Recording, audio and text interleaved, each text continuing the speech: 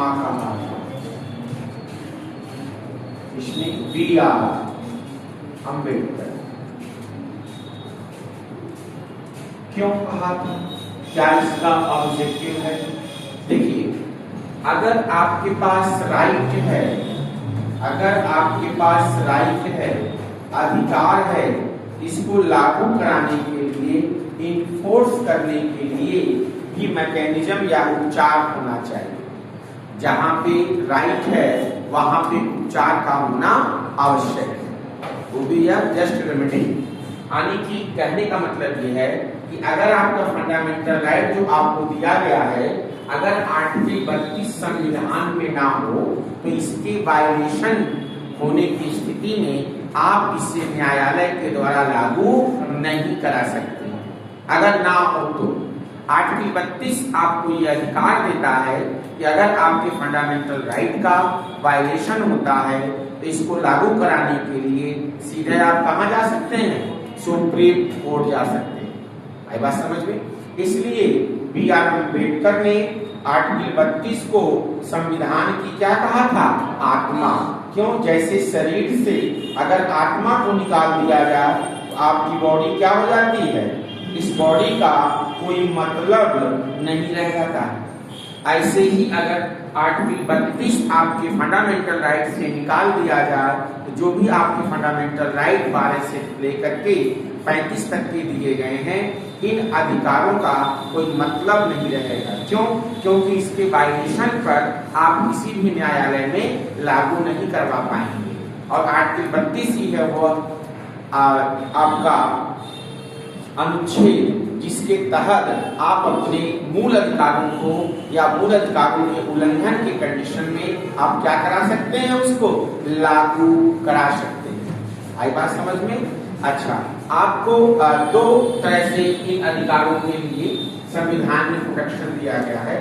एक है article 226 high court. तो आपके पास दो रास्ते हैं।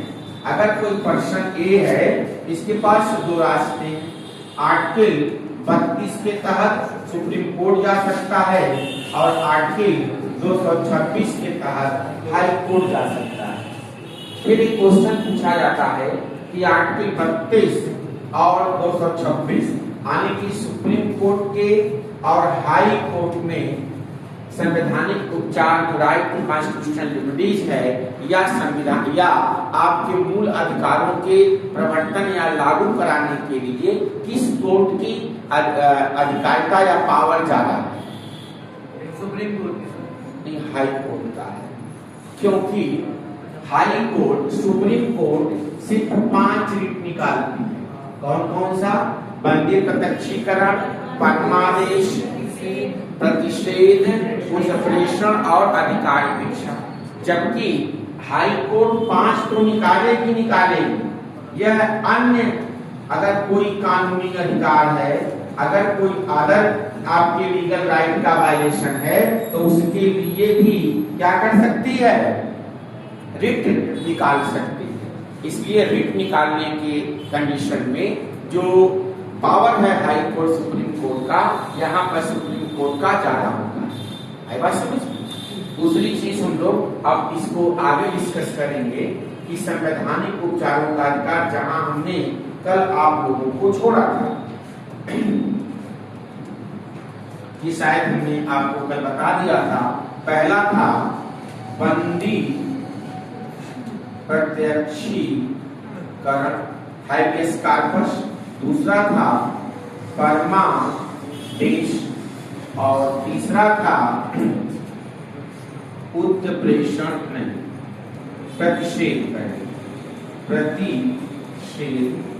उसके बाद उत्प्रेषण, आफ्टर दैट अधिकार भिक्षा।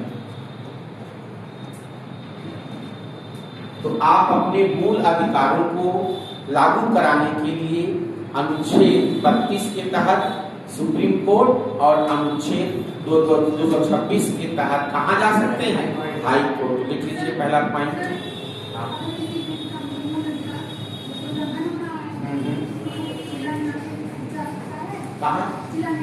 नहीं,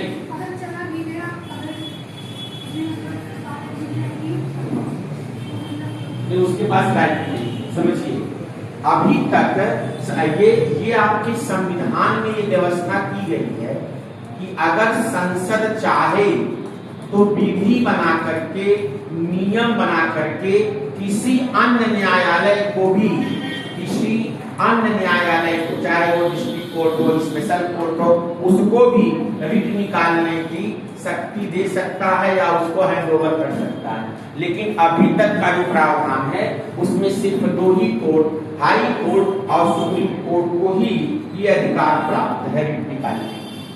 इसके सिवा अन्य कोर्टों को अभी अधिकार नहीं दिया गया है। हाँ, अगर संसद चाहे तो वह डिस्ट्रिक्ट कोर्ट को भी दे सकती है, लेकिन बहरहाल अभी जो है वह सिर्फ दो कोर्टों के पास है, एक सुप्रीम कोर्ट और एक हाई कोर्ट।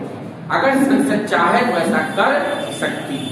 अगर आप अपने मूल अधिकारों के वायलेशन में अगर आप जाते हैं डिस्ट्रिक्ट कोर्ट तो उसके पास अधिकारिता ही नहीं, इसलिए वह रिट जारी नहीं कर सकता।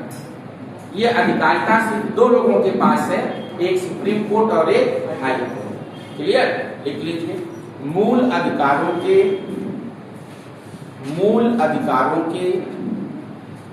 उल्लंघन होने पर, मूल अधिकारों के उल्लंघन होने पर कोई व्यक्ति इसे लागू कराने के लिए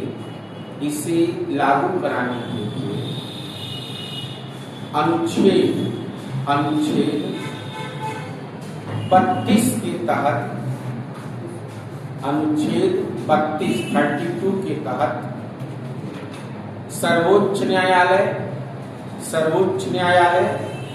और अनुच्छेद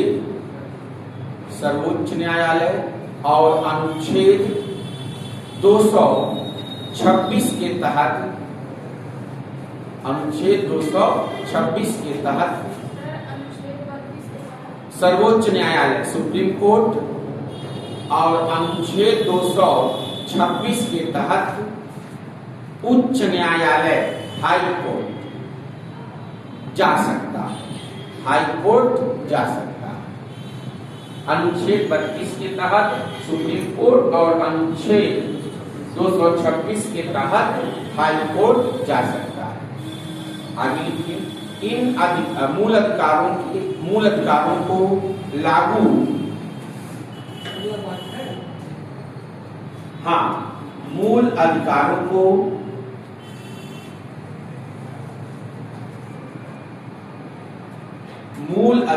को लागू करने के लिए उच्चतम न्यायालय 5 प्रकार के रिट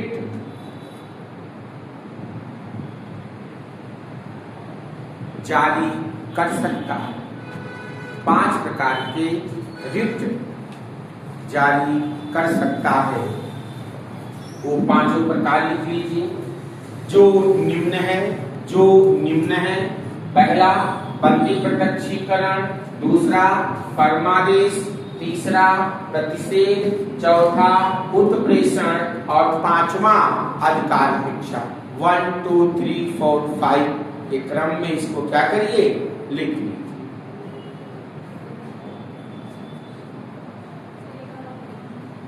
बेटा, पहला है बंदी प्रत्यक्षीकरण, दूसरा है परमादेश, तीसरा है प्रतिषेध, चौथा है उत्प्रेषण और 5वां है अधिकार भिक्षा। पहली हेडिंग आप डालेंगे बंदी प्रत्यक्षीकरण। पहला हेडिंग क्या डालेंगे, बंदी प्रत्यक्षीकरण।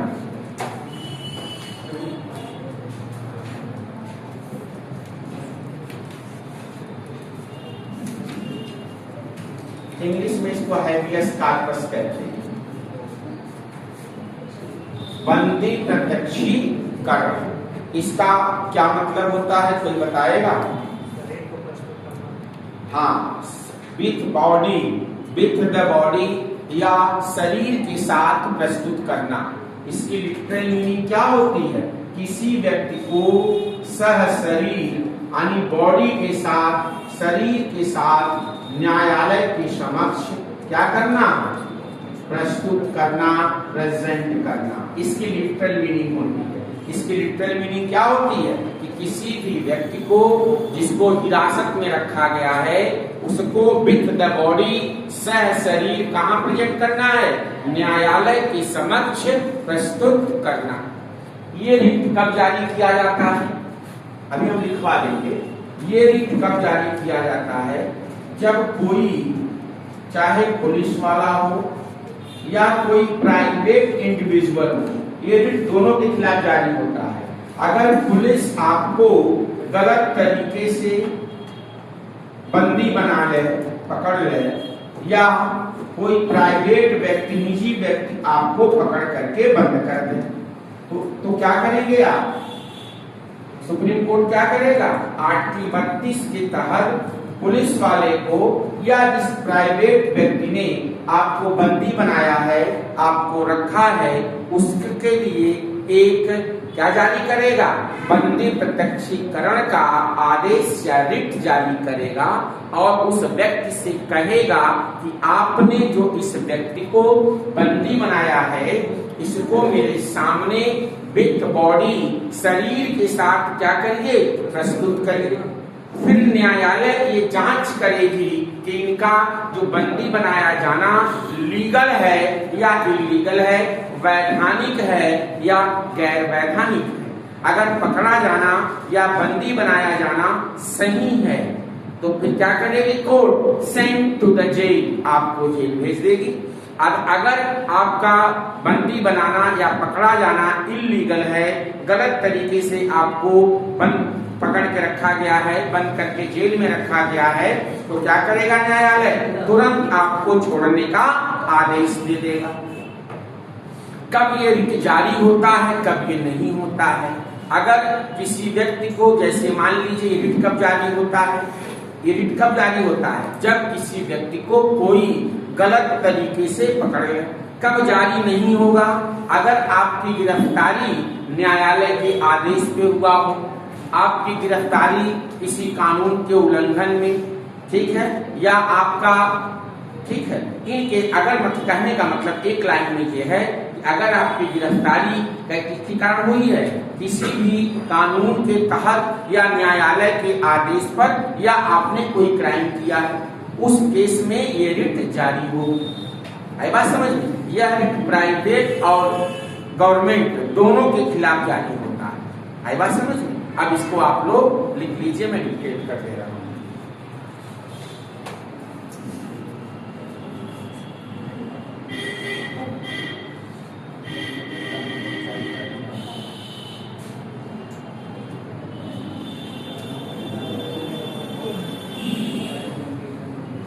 बैठ जाओ भाई, टाइम से आप लोग आ जाया करो, 15-15 मिनट आप लोग लेट आ रहे हो,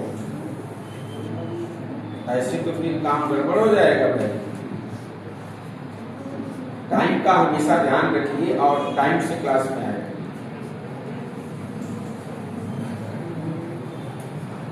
चलिए लिखिए, बंदी प्रत्यक्षीकरण का शाब्दिक अर्थ होता है शरीर को प्रस्तुत किया जाए।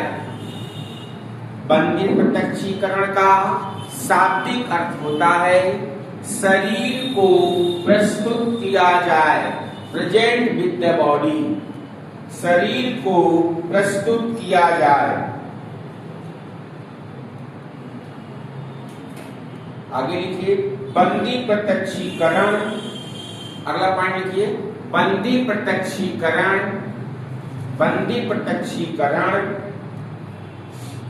उस व्यक्ति के संबंध में, बंदी प्रत्यक्षीकरण उस व्यक्ति के संबंध में न्यायालय द्वारा जारी आदेश है,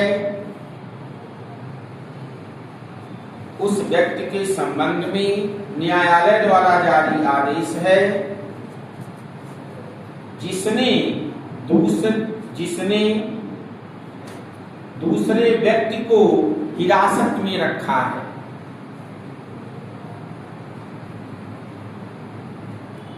जिसने किसी दूसरे व्यक्ति को हिरासत में रखा है। अगर आप भी किसी को पकड़ करके बंद करते हैं तो आपके खिलाफ भी क्या इशू हो जाएगा, बंदी प्रत्यक्षीकरण का रिट। अगर किसी व्यक्ति को आप इलीगल तरीके से क्या कर लें, पकड़ लें या उसे बंदी बना लें। आगे लिखिए, न्यायालय उस व्यक्ति को आदेश देता है, न्यायालय उस व्यक्ति को आदेश देता है, न्यायालय उस व्यक्ति को आदेश देता है,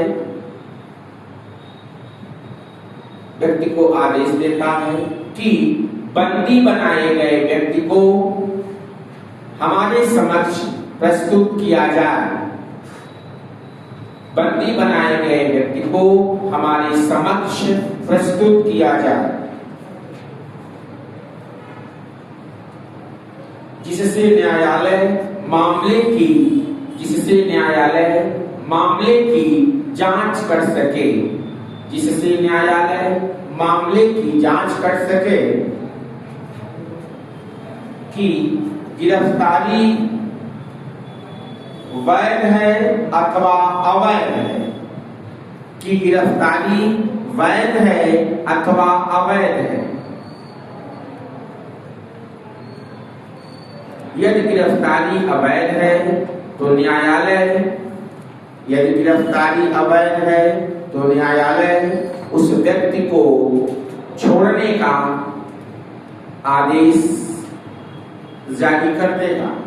यदि गिरफ्तारी अवैध है तो न्यायालय उस व्यक्ति को छोड़ने का आदेश जारी कर देगा।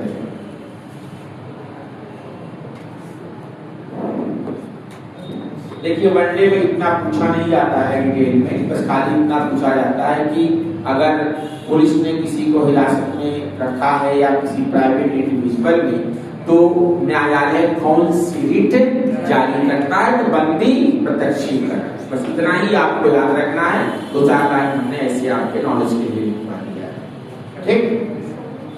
अच्छा, कब यह नहीं जारी किया जा सकता है? अच्छा, यह प्रशासनिक मतलब सरकार के खिलाफ या प्राइवेट आने की पुलिस के खिलाफ या किसी प्राइवेट के दोनों के खिलाफ जारी होता है, ये याद रखिएगा। बंदी प्रत्यक्षीकरण का रिट किसी सरकारी पर्सन जिसने गिरफ्तार किया है उसके विरुद्ध या किसी प्राइवेट व्यक्ति ने अगर किसी दूसरे व्यक्ति को बंदी बना के रखा है तो उसके खिलाफ भी जारी होगा। आने की बंदी प्रत्यक्षीकरण का रिट प्राइवेट के साथ साथ गवर्नमेंट दोनों के खिलाफ जारी किया जाता है। बात समझ में? ये ध्यान रखिएगा, लिख लो चाहे। यह रिट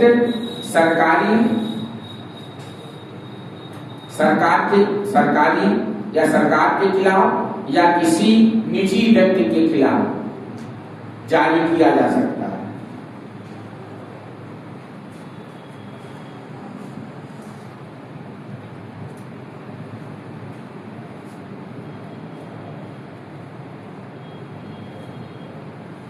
अच्छा, अब ये कब नहीं, ये रिट कब जारी नहीं होगा, बस एक लाइन समझ लीजिए। अगर किसी व्यक्ति की गिरफ्तारी कानून के तहत हुआ हो, किसी व्यक्ति की गिरफ्तारी संसद या विधानमंडल के अवमानना के लिए हुआ हो, किसी व्यक्ति की गिरफ्तारी न्यायालय के आदेश में हुआ हो, या किसी व्यक्ति की गिरफ्तारी भारतीय सीमा क्षेत्र से बाहर हुई हो, जैसे आप अमेरिका गए और अमेरिका की पुलिस आपने पकड़ लिया, तो भारतीय न्यायालय या भारत का हाई कोर्ट या सुप्रीम कोर्ट अमेरिका में भारतीय व्यक्ति को पकड़े गए व्यक्ति के खिलाफ किसी भी तरह का कोई रिट जारी नहीं कर सकता है। क्यों? क्योंकि हमारे देश का जो हमारे न्यायालय का जो क्षेत्राधिकार है वो अपने देश या अपनी सीमा तक ही है। तो अगर किसी व्यक्ति की गिरफ्तारी भारतीय क्षेत्र से या सीमा से बाहर हुई हो तब सुप्रीम कोर्ट रिट जारी नहीं कर पाएगा। क्लियर? अगला लिखिए परमादेश। अगला लिखिए परमादेश। परमादेश का मतलब इंग्लिश में होता है बी कमांड। हम आदेश देते हैं, हम आदेश देते हैं। बी कमांड या हम आदेश देते हैं, समझ लीजिए। परमादेश रिट कब जारी किया जाता है? जब कोई सरकारी कर्मचारी, कोई सार्वजनिक अधिकारी या सरकारी कर्मचारी या सरकार अपने दायित्वों का निर्वहन नहीं करती है, अपने दायित्व का निर्वहन नहीं करती है, तब न्यायालय परमादेश रिट जारी करके उस अधिकारी या सरकार को उसके दायित्वों को या उसके कार्यों को निर्वहन करने का क्या देती है? आदेश देती है। जैसे मान लीजिए आप एक डिस्ट्रिक्ट मजिस्ट्रेट हैं, डीएम हैं, आपके क्षेत्र में आजकल बारिश का मौसम है, मान लीजिए बाढ़ आ गई, तो सरकार का काम क्या है? जो बाढ़ पीड़ित हैं इनको सुरक्षित स्थान पर पहुंचाना, इनके खाने पीने की व्यवस्था करना, पीने का मतलब ये नहीं, मतलब खाना पीना की व्यवस्था करना, ठीक। अगर उनको बीमारी है, कोई दिक्कत है, उनका दवा इलाज करना, आने के उनको सेफ जगह पे शिफ्ट करना। अब लोग मर रहे हैं, रह रहे हैं, बीमारी फैल रही है और प्रशासन बैठा हुआ है, तो न्यायालय क्या करेगा? डिस्ट्रिक्ट मजिस्ट्रेट के खिलाफ एक रिट जारी करेगा। कौन सा? परमादेश। और उससे ये पूछेगा कि आप क्यों नहीं ये काम कर रहे हैं जो कि आपकी क्या है? रिस्पॉन्सिबिलिटी या आपकी जिम्मेदारी या आपका कर्तव्य है।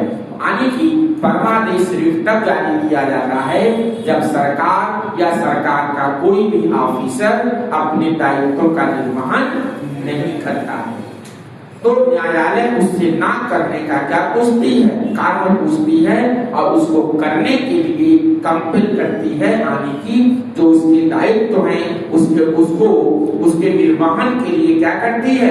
आदेश देती है कि आप अपने कार्य को पूरा करिए। आई बात समझ लीजिए। यह रिट कब नहीं जारी होता है? जैसे कोई कॉन्ट्रेक्चुअल लायबिलिटी हो। कॉन्ट्रेक्चुअल समझते हैं? जैसे मान लीजिए आपने किसी को 10 बुक्स या पेन देने का वादा किया, मतलब आपकी प्रिंटिंग प्रेस है, अगर ये ब्रीच ऑफ कॉन्ट्रैक्ट होता है, इसके खिलाफ नहीं जारी होगा। जहां पे संविदात्मक दायित्व है, आपने किसी चीज को ठेका लिया बनाने का, समय से आप नहीं पूरा कर पा रहे हो काम को, तो यहाँ पे रिट जारी नहीं होगा। ये हमेशा गवर्नमेंट के खिलाफ जारी होता है या उसके अधिकारियों के खिलाफ जारी होता है। किसी प्राइवेट इंडिविजुअल के खिलाफ परमादेश रिट जारी नहीं होता। ठीक, लिख लीजिए इसको।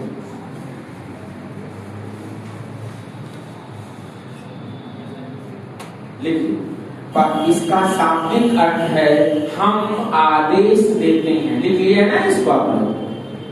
इसका परमादेश बी कमांड। लिखिए, इसका शाब्दिक अर्थ होता है हम आदेश देते हैं, हम आदेश देते हैं। देखिए, न्यायालय द्वारा सार्वजनिक अधिकारियों को, न्यायालय द्वारा सार्वजनिक अधिकारियों को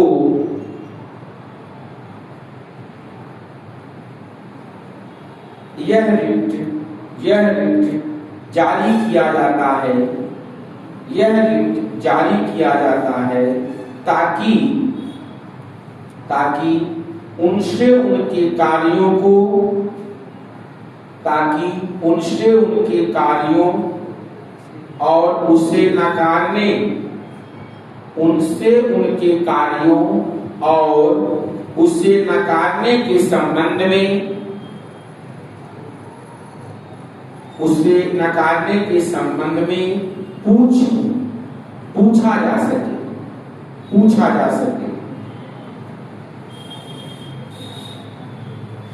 देखिए, यह रिट किसी भी सार्वजनिक इकाई,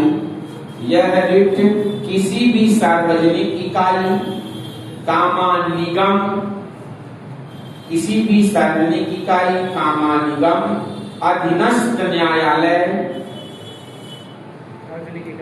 सार्वजनिक इकाई, निगम, अधीनस्थ न्यायालय प्राधिकरण या सरकार के खिलाफ, अधीनस्थ न्यायालय प्राधिकरण या सरकार के खिलाफ समान उद्देश्य के लिए जारी किया जा सकता है।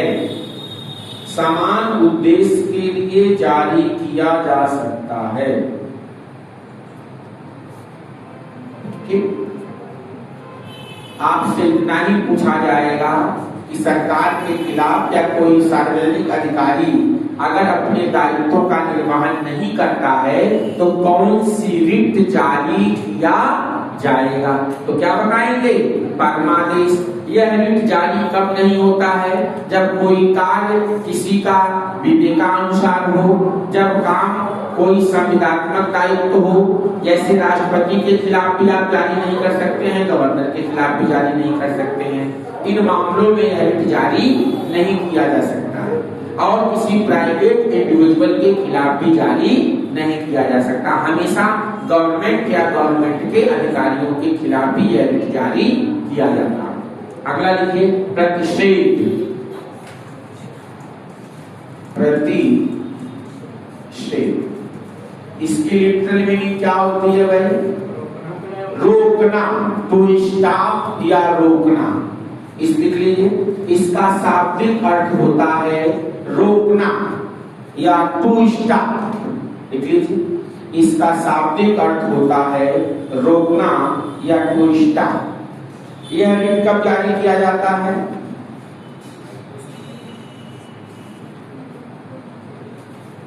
यह रिट हमेशा अपर कोर्ट के द्वारा लोअर कोर्टों के खिलाफ जारी किया जाता है। आई बात समझ में? जब कोई न्यायालय अपनी कॉम्पिटेंसी से, अपने जुरिस्डिक्शन से बाहर जाके सुनवाई करता है। कहाँ सुनवाई करता है? चल नहीं रहा है, बंद हो गया।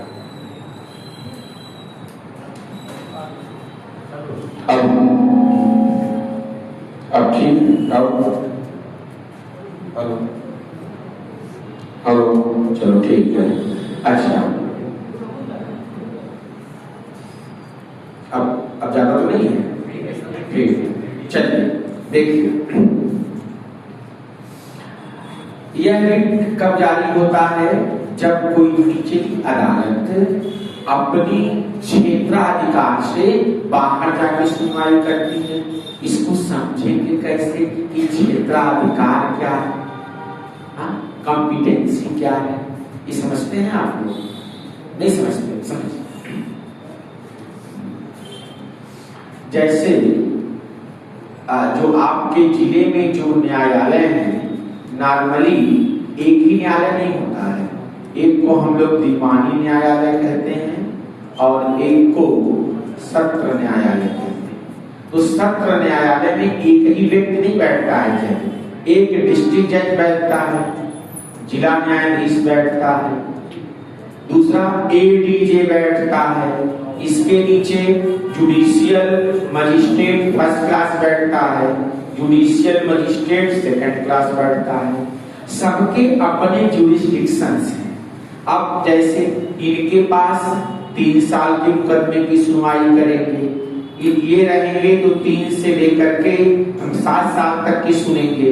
इनका जो कॉम्पिटेंसी है, ये सजाए मौत तक की सजा देंगे, मृत्युदंड तक की सजा दे सकते हैं। डीजे भी मृत्युदंड की सजा दे सकता है। यानी कि हर एक न्यायालय की अपनी क्या है? क्षेत्राधिकार या कॉम्पिटेंसी है। आई बात समझ में?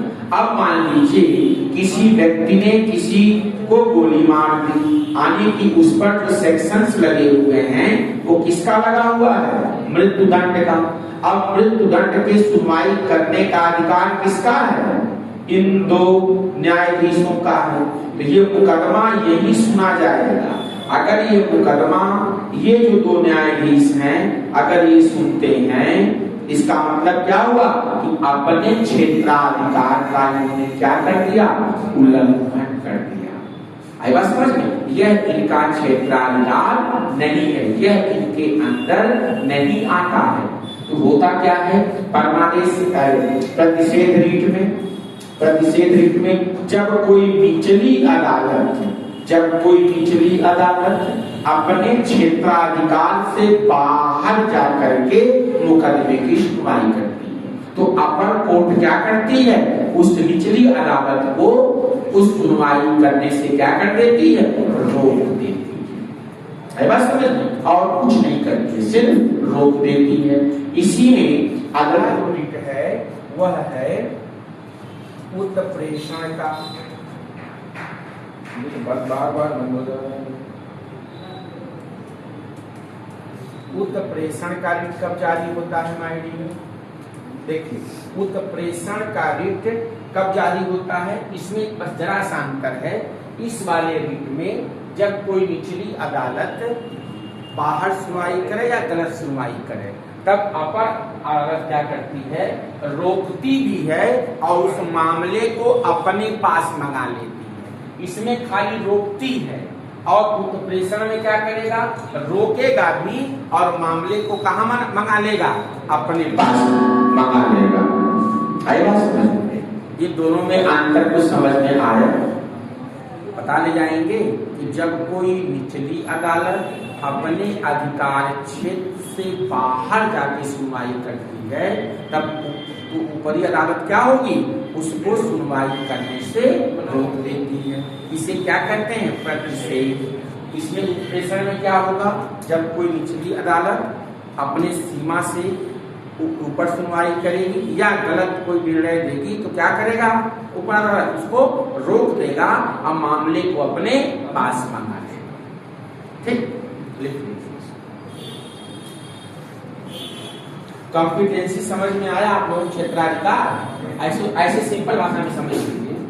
जैसे आप लोग जब मेडिकल कॉलेज में जाते हैं दवा कराने, तो आप एक पर्ची बनवाते हैं। उस पर आपको पूछता है, जो पर्ची बनाता है, कि आपके पेट में दर्द है, कि आंख में दर्द है, कि दांत तोड़वाना है, कि जो है पेट आप ऑपरेशन करवाना है, पूछता है कि नहीं पूछता है?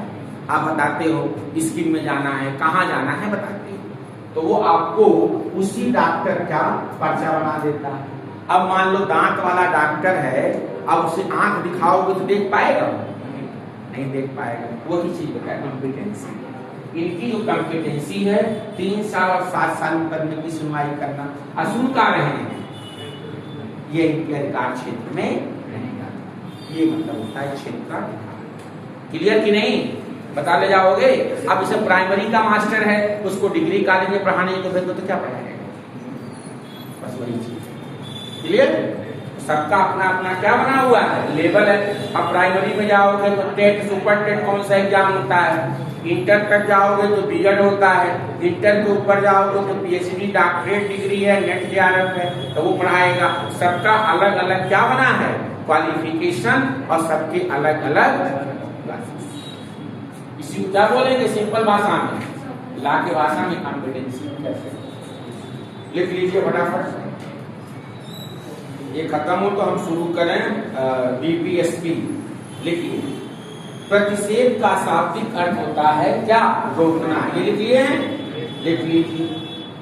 इसे किसी उच्च न्यायालय के द्वारा, ऐसे लिखो, प्रतिषेध रिट किसी उच्च न्यायालय के द्वारा, किसी उच्च न्यायालय के द्वारा, प्रतिषेध रिट किसी उच्च न्यायालय के द्वारा अधीनस्थ न्यायालयों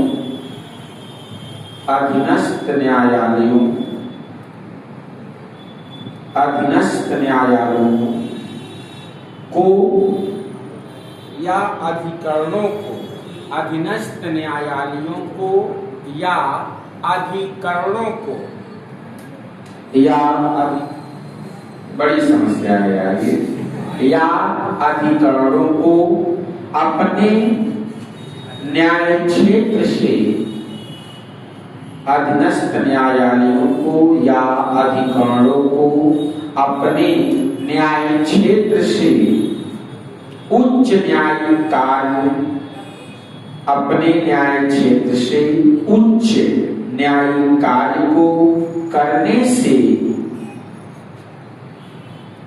अपने न्याय क्षेत्र से उच्च न्यायिक कार्यों को करने से रोकने के लिए जारी किया जाता है।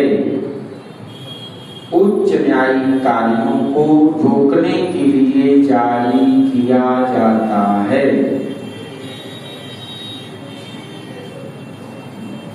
अगला पॉइंट लिख लीजिए, यह रिट केवल न्यायिक एवं अर्ध न्यायिक, यह रिट केवल न्यायिक एवं अर्ध न्यायिक प्राधिकरणों के विरुद्ध ही जारी किया जा सकता है और अन्य के खिलाफ नहीं। देखिए, न्यायिक और अर्ध न्यायिक प्राधिकरणों के खिलाफ ही जारी किया जा सकता है, अन्य किसी के खिलाफ।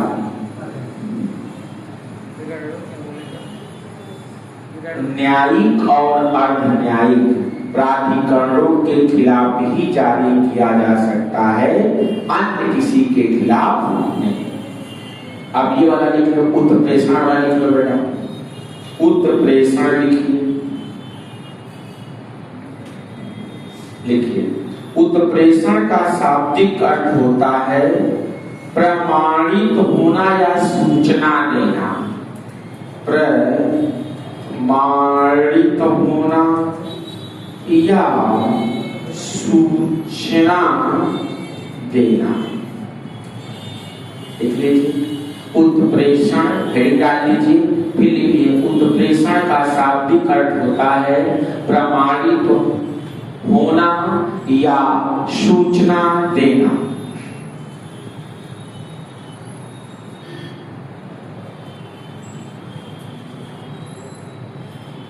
लिख लीजिए, इस रिट के अंतर्गत, इस रिट के अंतर्गत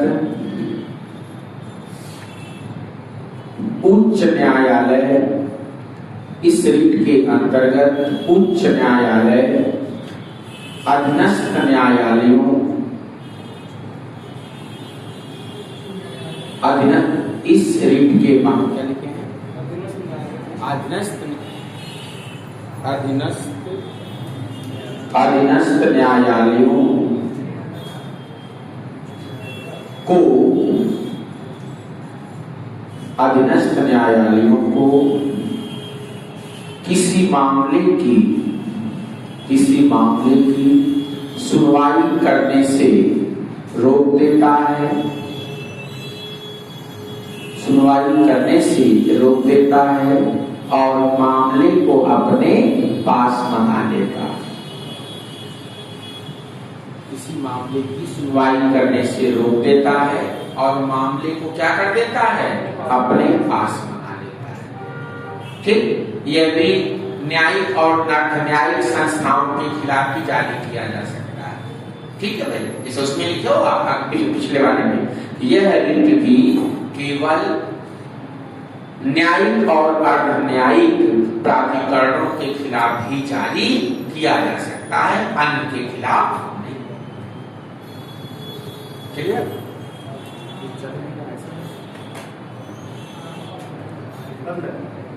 बंद तो है, ये बार बार बंद हो जा रहा है, पता नहीं क्या दिक्कत है। बंद कर दीजिए सर, बंद कर दीजिए, एक बार अचानक से बोला है छोड़ जाना। हाँ, ये बात तो सही है। चलो ठीक, चल नहीं रहा, रख दे। ठीक, अब अगला लिखिए, अधिकार भिक्षा को वारंटो।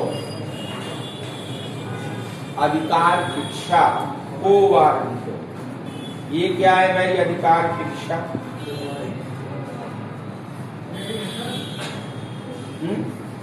अधिकार भिक्षा, अगला अधिकार भिक्षा। चलो बताओ भाई, अधिकार भिक्षा कब जारी किया जाता है? हाँ, अगर कोई व्यक्ति जो पब्लिक पोस्ट है, कोई लोक पद है, जिसको कोई अनधिकृत तरीके से क्या कर ले, कब्जा कर ले, तब न्यायालय क्या करती है, उस व्यक्ति से यह पूछती है कि आप किस प्राधिकार से किस पद को होल्ड किए हैं या बैठे हैं। यानी कि अगर कोई व्यक्ति किसी पब्लिक पद पर गलत तरीके से बैठ जाता है तो न्यायालय इस बात की जांच करती है कि यह पोस्ट जो ये होल्ड कर रहे हैं ये लीगली तौर पे इंटाइटल हैं या नहीं। अगर नहीं है तो कोर्ट क्या कर देगी, उनको बाहर कर देगी। जैसे फॉर एग्जाम्पल के लिए समझने के लिए आप लोगों ने देखा होगा कि कभी कभी ये जो बीएड की पिछली बार टीचरों की भर्ती हुई थी उसमें बहुत सारे लोग क्या किए थे, फर्जी डॉक्यूमेंट लगा करके प्राइमरी में मास्टर बन गए थे। बाद में किसी ने कंप्लेन कर दिया, जब जांच हुई तो पता चला कि ये लोग क्या हैं, फर्जी डिग्री जाली डिग्री बनवा करके क्या बन गए हैं, मास्टर।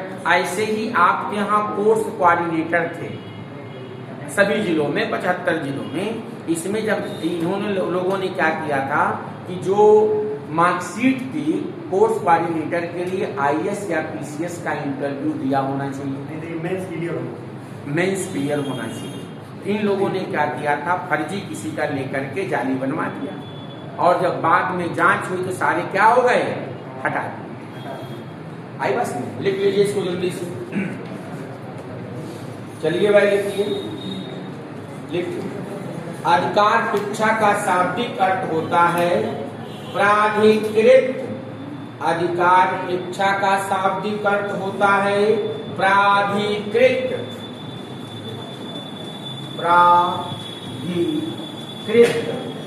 या प्राधिकृत या वारंट के द्वारा, या वारंट के द्वारा,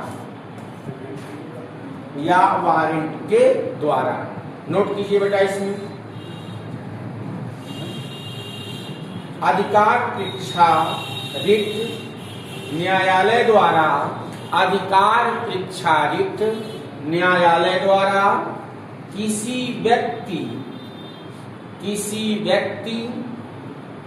द्वारा सार्वजनिक कार्यालय में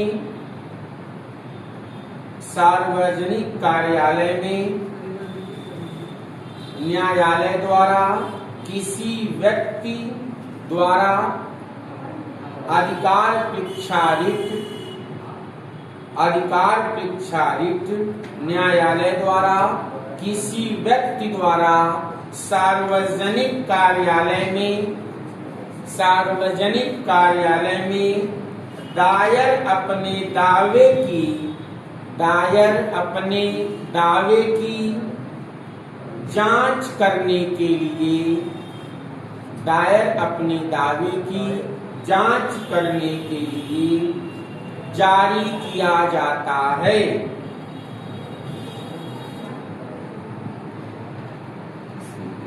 अतः यह किसी व्यक्ति द्वारा,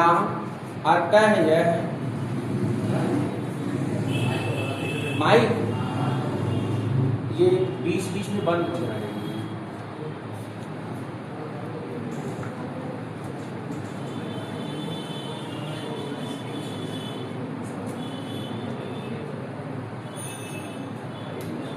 देखो भाई आवाज आ रही है, ठीक है।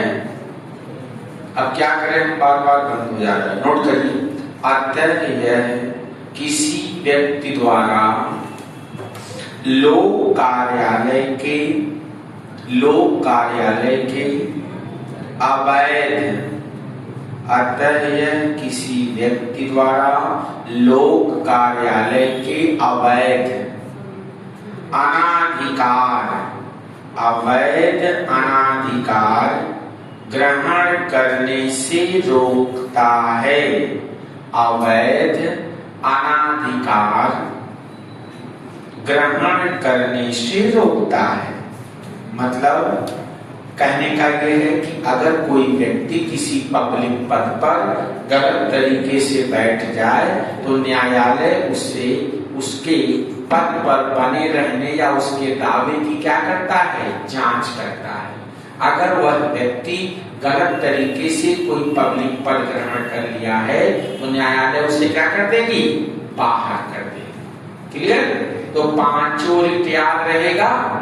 देखो भाई एक बार ब्रीफ कर दे रहे हैं, आपकी फंडामेंटल राइट को लागू कराने के लिए अगर आपके फंडामेंटल राइट का वायलेशन होता है तो आपके पास दो रास्ते हैं। आप हाई कोर्ट जा सकते हैं 226 के तहत और आर्टिकल 32 के तहत सुप्रीम कोर्ट। तो जब किसी व्यक्ति के मूल अधिकारों का उल्लंघन होता है तो यह इन अधिकारों को लागू कराने के लिए उसके पास दो ऑप्शन है। अगर आप न्यायालय के पास जाते हैं तो न्यायालय आपके फंडामेंटल राइट को लागू करने के लिए 5 तरह के रिट को इशू करता है। पहला रिट होता है क्या, बंदी प्रत्यक्षीकरण, दूसरा है परमादेश, तीसरा प्रतिषेध, चौथा उत्प्रेषण, पांचवा अधिकार परीक्षा। पहला बंदी प्रत्यक्षीकरण का मतलब क्या है, सह शरीर या शरीर को प्रस्तुत किया जाए। यह रिट तब जारी होता है जब कोई सरकारी कर्मचारी या पुलिस वाला या कोई प्राइवेट व्यक्ति किसी दूसरे व्यक्ति को अवैध तरीके से क्या कर लिया हो, बंद कर दिया हो या उस व्यक्ति को बंदी बना लिया हो। तो न्यायालय उस व्यक्ति से बंदी बनाए गए व्यक्ति को, जो उसने बंदी बनाया है, अपने समक्ष प्रस्तुत करने का आदेश जारी करती है, जिससे न्यायालय यह जांच कर सके कि इनका अवैध जो गिरफ्तारी है वो वैध है या अवैध है। अगर गिरफ्तारी क्या है, अवैध है, तो न्यायालय उस व्यक्ति को छोड़ने का क्या दे देती है, आदेश दे देती है।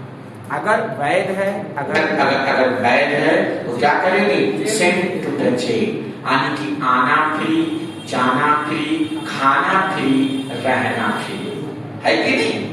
जेल जाने का मतलब आसान चीज समझते हैं क्या आप लोग, आना भी फ्री, जाना भी फ्री, खाना भी फ्री, रहना भी फ्री, दवा भी फ्री, बीमार हो गए दवा भी फ्री, डंडा भी फ्री।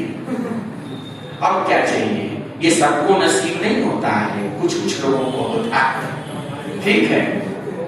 अच्छा, ये रिट कब जारी नहीं होगा, यह रिट अगर किसी की गिरफ्तारी न्यायालय के आदेश पे हुआ हो, ठीक, नहीं होगा। गिरफ्तारी भारतीय सीमा से बाहर हुई हो, नहीं होगा। किसी की गिरफ्तारी संसद, विधानमंडल या संसद की अवमानना के लिए हुआ है, नहीं होगा। किसी व्यक्ति की गिरफ्तारी विधि सम्मत हो, मतलब अगर उस व्यक्ति ने क्राइम किया है तो गिरफ्तार किया गया है तो यह जारी नहीं। It is clear. अगला देखिए परमादेश। परमादेश का मतलब होता है बी कमांड, हम आदेश देते हैं। जब सरकार या सरकार का कोई भी अधिकारी अपने दायित्वों का निर्वहन नहीं करता है तब कोर्ट उसे ना करने का कारण पूछती है और करने के लिए क्या करती है, बाध्य करती है या कंपेल करती है। जैसे फॉर एग्जाम्पल आपके बस्ती में सपोज करो डेंगू बीमारी फैली है, पानी भरा है, तो यहाँ की जो नगर पालिका परिषद का काम क्या है, एक भारी मशीन आती है, धुआं फेंकती है, यानी मच्छरों को मारने का, तो मच्छर के प्रकोप को कम करना है, तो उसके खिलाफ जारी करेगी कि आपने फागी क्यों नहीं करवाया। यानी कि यह रिट जो पब्लिक पद पर लोग बैठे हैं, अधिकारी या सरकार, जो अपने दायित्वों का निर्वहन नहीं करते हैं, उनको करने के लिए जारी करती है। आई बात समझ में। तीसरा हम लोगों ने पढ़ा कब नहीं जारी होगा, जहां कॉन्ट्रेक्चुअल लायबिलिटीज है, राष्ट्रपति के खिलाफ नहीं जारी होगा, किसी प्राइवेट इंडिविजुअल के खिलाफ जारी नहीं होगा। अगला है प्रतिषेध। प्रतिषेध का मतलब होता है टू स्टॉप। जब कोई निचली अदालत अपनी कॉम्पिटेंसी से न्याय क्षेत्र से बाहर जाके मुकदमे की सुनवाई करती है तो अपर कोर्ट उसे करने से मना कर देती है। मैंने एग्जांपल भी दिया कि प्राइमरी का मास्टर अगर डिग्री कॉलेज में पढ़ाएगा तो क्या होगा, उसे रोक दिया जाएगा, फॉर एग्जाम्पल। इसके बाद देखिए हमने दूसरा बताया क्या चीज है, उत्प्रेषण। इसमें न्यायालय मामले को रोकता भी है और मामले को क्या कर देता है, अपने पास मंगा लेता है। ये भी दोनों रीट हमेशा न्यायिक और अर्ध न्यायिक प्राधिकरणों के खिलाफ जारी होता है, किसी प्राइवेट एंटिटी के खिलाफ जारी नहीं। कहाँ करें हम तो मजबूर है, वहाँ आवाज ही नहीं जा रही है पीछे। अच्छा चलो ठीक है। अच्छा इसके बाद अधिकार अपेक्षा का रीट है। यह जब कोई व्यक्ति किसी गवर्नमेंट ऑफिस को इलीगल तरीके से कब्जा कर ले, तब न्यायालय उसको क्या करती है, जांच करती है कि जो आपका दावा है ये सही है कि गलत है। अगर दावा गलत है तो निकाल के बाहर कर देगी, सही है तो फिर कोई बात नहीं आने की। किसी भी व्यक्ति को जो पब्लिक ऑफिस है, सरकार के जो ऑफिस है या अधिकारी हैं, वहां पर इलीगल तरीके से उसका अपॉइंटमेंट ना हो जाए या उस पद को कब्जा ना करे। अब लिखिए अगला टॉपिक है डीपीएसपी राज्य के नीति निर्देशक तत्व। अगर न्यायालय मतलब कब्जा कर लेगा तो न्यायालय उसे दंडित कर सकता है। बिल्कुल करेगा, जेल की भेजेगा, जितना पैसा नहीं है वो भी वसूल करेगा। हाँ।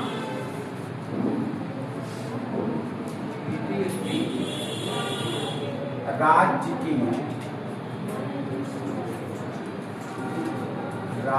की नीति निदेशक तत्व, directive principle of state policy. राज्य की आवाज नहीं बता, राज्य के नीति निदेशक तत्व, इस डायरेक्टिव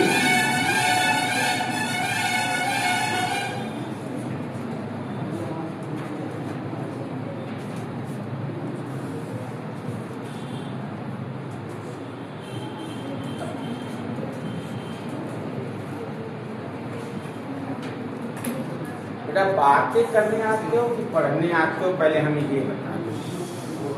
जब हम क्लास में हो तो सिर्फ आवाज मेरी आनी चाहिए, आप लोगों की कोई भी आवाज नहीं आनी चाहिए। बात क्लास के समय बिल्कुल ना करें, गलत बात है, ये डिसिप्लिन के अंतर्गत नहीं आता है। क्लास में डिसिप्लिन को मेंटेन रखें,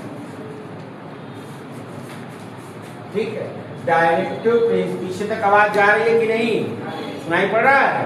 देखो directive principle of state policy, राज्य के नीति निर्देशक तत्व, ठीक। ये हमारे संविधान के, इसको शॉर्ट फॉर्म में डीपीएसपी कहते हैं। ये हमारे संविधान में किस अनुच्छेद में है भाई? अनुच्छेद 36 से लेकर के 51 तक है। किस भाग में है भाई? भाग 4 में है। इसका उद्देश्य क्या है भाई? लोक कल्याणकारी राज्य की स्थापना करना। लोक कल्याणकारी राज्य की स्थापना करना, लिखते चलिए। वेलफेयर स्टेट की स्थापना करना। ये प्रावधान कहाँ से लिया गया है? आयरलैंड के संविधान से। क्या यह न्यायालय के द्वारा परिवर्तनीय है? न्यायालय के द्वारा इसे हम लागू नहीं करा सकते, लागू नहीं कराया जा सकता। समझ गए आप लोग? तो डीपीएसपी का प्रावधान हमारे संविधान के अनुच्छेद 51 से 36 से 51 भाग 4, इसका उद्देश्य है लोक कल्याणकारी राज्य की स्थापना करना। ये प्रावधान हम लोगों ने कहां से लिया है? आयरलैंड से लिया है। इसका क्या हम डीपीएसपी जैसे फंडामेंटल राइट के केस में अगर इसका वायलेशन होता था, आपके पास 5 तरह के रिट हैं आर्टिकल 32 के अंतर्गत, यानी फंडामेंटल राइट को आप लागू करवा सकते हो। लेकिन डीपीएसपी के प्रावधान, अगर सरकार डीपीएसपी के प्रावधानों को लागू ना करे, आप इसे न्यायालय में जाकर के लागू नहीं करा सकते हैं। आई बात समझ में? क्यों लागू नहीं करा सकते हैं बताइए, क्यों लागू नहीं करा सकते? चलो अच्छा, पहले कल्याणकारी राज्य के मतलब बताओ। अगला है, अभी बताते हैं क्यों नहीं करा सकते हैं। उद्देश्य क्या है? एक कल्याणकारी राज्य की स्थापना करना। एक कल्याणकारी राज्य क्या होता है भाई? What is the meaning of welfare state?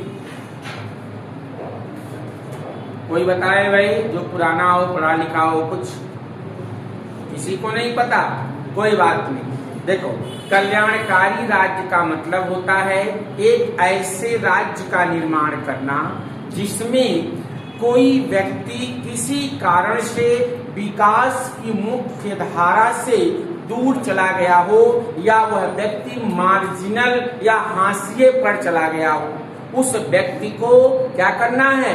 सरकार अपने वेरियस प्रोग्राम के माध्यम से क्या करती है? सहायता करके, हेल्प करके विकास की मुख्य धारा में जोड़ती है। यानी कि जो लोग समाज में दबे कुचले हैं, जो पिछड़ गए हैं, उनको विकास की मुख्य धारा में जोड़ करके उनके जीवन को अपलिफ्ट करना है, उनके जीवन स्तर में क्या करना है? सुधार करना है। यानी कि सरकार रोटी, कपड़ा, मकान, शिक्षा और स्वास्थ्य की जो बुनियादी जरूरतें हैं यह उन लोगों तक पहुंचाए जो विकास की मुख्य धारा से कहाँ हो गए हैं? कट गए हैं। जैसे कोई विकलांग है, कोई कमजोर है, कोई गरीब है, कोई एससी है, कोई एसटी है। इन लोगों को जो समाज में किसी भी तरह से पिछड़ गए हैं, उनको विकास की मुख्य धारा से क्या करना है? जोड़ना है। ऐसे राज्य को हम क्या कहते हैं? कल्याणकारी राज्य कहते हैं, वेलफेयर स्टेट कहते हैं। आई बात समझ में? बता ले जाओगे कि जो लोग, सिंपल भाषा में समझो, जो लोग हमारे समाज में किसी कारण से विकास की मुख्य धारा से दूर हो गए हों, उनके पास कुछ नहीं है, रहने को घर नहीं, सोने को बिस्तर नहीं, खाने को खाना नहीं, उन लोगों को भी विकास की मुख्य धारा में जोड़ना। उनको सरकार 5 किलो राशन, 2000 रुपए, विकलांगता पेंशन, आवास, ये सब क्या देती है? ये सारे कॉन्सेप्ट किसके हैं? वेलफेयर स्टेट के हैं। कि जिससे अमीरी गरीबी की जो खाई है उसको क्या किया जाए? कम किया जाए। सभी लोगों को रोटी, कपड़ा, मकान, शिक्षा, स्वास्थ्य, जो बुनियादी जरूरतें हैं, हम सबको क्या करें? प्रोवाइड करें। एक हमें ऐसे राज्य की स्थापना की क्या करेंगे? सरकार प्रयास करेगी। अब ये बात हुआ कि आखिर इन प्रावधानों के उल्लंघन में हम न्यायालय क्यों नहीं जा सकते, या न्यायालय के द्वारा यह परिवर्तनीय क्यों नहीं है? देखो, जब देश आजाद हुआ तो हमारे पास इतने संसाधन नहीं थे कि सभी लोगों को सारी चीजें गवर्नमेंट अपने पास से दे सके। तो ये कहा गया कि जैसे जैसे हमारे देश का संसाधन बढ़ेगा, हमारे देश में समृद्धि आएगी, विकास होगा, राज्यों के पास, सरकार के पास पैसे होंगे, तब इन प्रावधानों को धीरे धीरे लागू करने का सरकार क्या करेगी? प्रयास करेगी। यानी कि जो आपके बीपीएसपी है, यह राज्यों के लिए एक दिशा निर्देश है। क्या है? दिशा निर्देश है या इंस्ट्रक्शंस है। जैसे आप एग्जाम में जब जाते हो तो उसमें कुछ दिशा निर्देश लिखे होते हैं। गोला पूरा काला करना है, एक से ज्यादा गोला नहीं भरना है, ओवर राइटिंग नहीं करनी है, कट फिट नहीं करना है, वरना आपकी कॉपी जांच नहीं की जाएगी। तो ऐसे ही जब कोई सरकार बनती है या जो हमारी सरकारें हैं, उनके लिए ये दिशा निर्देश है, ये डायरेक्शन है कि आप इन प्रावधानों को क्या करेंगे? लागू करेंगे। नहीं लागू करेंगे तो क्या होगा? अगली बार आपकी कुर्सी क्या होगी? चली जाएगी। अगर राज्य सरकार लोगों के कल्याण के लिए काम ना करे तो क्या हम उस सरकार को वोट करेंगे? नहीं। यह न्यायालय में लागू जरूर नहीं होगा, लेकिन जनता की अदालत में लागू जरूर होता है। यानी कि हम अपने सरकार का मूल्यांकन किस आधार पे करते हैं? हम अपने गवर्नमेंट का मूल्यांकन उसके द्वारा वेलफेयर स्कीम के माध्यम से करते हैं कि सरकार नागरिकों को कौन कौन सी सुविधाएं कितने अच्छे तरीके से दे रही है। कैसे मूल्यांकन करेंगे? लाइन ऑर्डर अच्छा हो, बिजली पानी अच्छा हो, आपके यहाँ खाने पीने की व्यवस्था हो, सारी चीजें अवेलेबल हो, तो क्या कहेंगे आप? आपको रोजगार मिले, आप क्या कहेंगे? हमारी सरकार अच्छा काम कर रही है। लेकिन अगर यही सरकार आपका कोई ध्यान ना दे, रोड टूटे रहें, आपके गांव में बिजली जाए ना जाए, आप खाएं ना खाएं, बीमार हो घर ही पे मर जाए, हॉस्पिटल ना पहुंचे, आप कैसे मूल्यांकन करेंगे? अब जैसे अब देखिए सरकार ने एम्बुलेंस की व्यवस्था कर रखी है, और कार्ड कौन सा बनता है भाई? आयुष्मान कार्ड बनता है लोगों के लिए, बनता है कि नहीं बनता है? ये सब सारी चीजें इसी के पार्ट हैं, किसके? वेलफेयर के काम। सर तो उसमें 6 लोगों को किस किया गया? अब जिसके यहाँ 6 लोग नहीं, उनका क्या होगा? वही चीज ना, यही दिक्कत है ना। अब जैसे हम लोगों का नहीं बनता है, क्योंकि हमारे यहाँ भैया हम 2 और हमारे 2 4 हैं। अब 6 कहाँ से लाएं यार? ये भी तो दिक्कत है। अब जिसके घर में 6 है ही नहीं है, अच्छा मदर फादर है, तो फादर जो है रिटायर्ड है रेलवे से, तो उनका अपना अलग कार्ड बना हुआ है, उनको एलिजिबिलिटी ही नहीं है। हैं हम 4 ही, तो 2 कहाँ से ले हैं? ये भी समस्या है। तो खैर हम लोग का नहीं बना है कोई चीज। नहीं, अब हम लोगों का बन रहा है, वो गवर्नमेंट के तरफ से, जो हम लोग डिग्री कॉलेज में पढ़ाते हैं, उसमें गवर्नमेंट के तरफ से बनाया जा रहा है। उसमें चाहे आप 2 हो चाहे 4 हो। सर मतलब 6 से कम तो नहीं बनेगा? प्राइवेट का आप लोग का नहीं बनेगा, हम लोग का बन जाएगा। अरे आपका तो बन अरे इतनी बात समझ में आ गई? क्लियर? चलो तो इसको इतना लिखे कि नहीं? लिखते चलिए, ठीक है। अरे लिख लो भैया, ये लिख लो। न्यायालय के द्वारा, इससे मतलब डीपीएसपी को, इसे का मतलब क्या? डीपीएसपी को लागू नहीं कराया जा सकता। क्लियर? अब इसमें जो इम्पोर्टेंट आर्टिकल है वो हम डिस्कस कर लेंगे, ठीक है भाई। अब जैसे ये बात संविधान में कहाँ लिखी है कि जो डीपीएसपी के प्रावधान है यह लागू नहीं होगा? आईएएस 2012 में पूछ लिया था, ये बात संविधान में कहाँ लिखी हुई है? तो आपके संविधान में देखो, जो आर्टिकल 36 है, इसमें राज्य की परिभाषा दी गई है। जो हमने आर्टिकल 12 में बताया था, वही सेम परिभाषा आर्टिकल 36 में है। तो इसको हमें पढ़ाना नहीं है। आर्टिकल 37 बताना है। आर्टिकल 37 कहता है कि जो डीपीएसपी के प्रावधान होंगे, ये हमारे देश के शासन का आधारभूत होगा। क्या होगा? लेकिन न्यायालय के द्वारा परिवर्तनीय नहीं होगा। अभी हम लिखवा दे रहे हैं। It is a fundamental in governance of country but not enforceable by the court. इसका मतलब जो हमारे देश का शासन चलेगा वह इन्हीं प्रावधानों के अकॉर्डिंग चलेगा, लेकिन यह न्यायालय के द्वारा परिवर्तनीय नहीं है। तो लिख लीजिए अनुच्छेद 37 लिखो। अनुच्छेद 37 लिखो। अनुच्छेद 37 में क्या लिखेंगे? लिखो डीपीएसपी के प्रावधान देश के शासन का आधारभूत होगा। देश के शासन का क्या होगा? आधारभूत होगा, लेकिन यह न्यायालय के द्वारा परिवर्तनीय या लागू नहीं कराया जा सकता। लेकिन यह प्रावधान न्यायालय के द्वारा परिवर्तनीय या लागू नहीं कराया जा सकता। परिवर्तनीय या लागू नहीं कराया जा सकता। Fundamental in governance of country का मतलब आधारभूत होगा हमारे शासन का मतलब जो हमारे देश की शासन व्यवस्था होगी वह इसी पर क्या होगी? बेस होगी। इसी के अकॉर्डिंग हमारे देश में नियम कानून बनाए जाएंगे। आई बात समझ में? जब भी सरकार कोई नियम बनाएगी तो डीपीएसपी के प्रावधानों को देखते हुए इंस्ट्रक्शंस जो राज्यों के लिए सरकार के लिए निर्धारित है उनको क्या करेगी, उसी के अकॉर्डिंग हमारे देश की शासन व्यवस्था चलेगी, हमारे देश के नियम कानून बनाए जाएंगे। इसका मतलब ये होता है। क्लियर? फंडामेंटल गवर्नेंस का कंट्री का मतलब होता है कि हमारे देश की जो शासन व्यवस्था होगी वो इसी के अकॉर्डिंग चलेगी।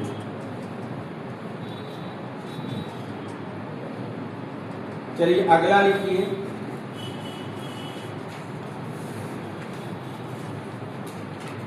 बेयर एक्ट किसी के पास है भाई? एनी पर्सन है बेयर एक्ट? किसी के पास नहीं है। अच्छा आप लोग वनडे वाले हो, हम तो भूल जाते हैं। चलो अगला आर्टिकल लिखो 38।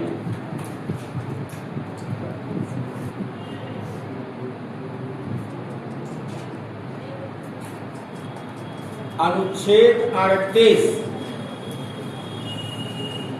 इसको समझा दे रहे हैं भाई, लिखो।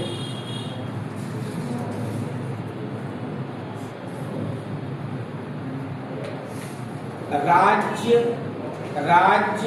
लोक कल्याण की अभिवृद्धि के लिए, राज्य लोक कल्याण की अभिवृद्धि के लिए सामाजिक व्यवस्था बनाएगा।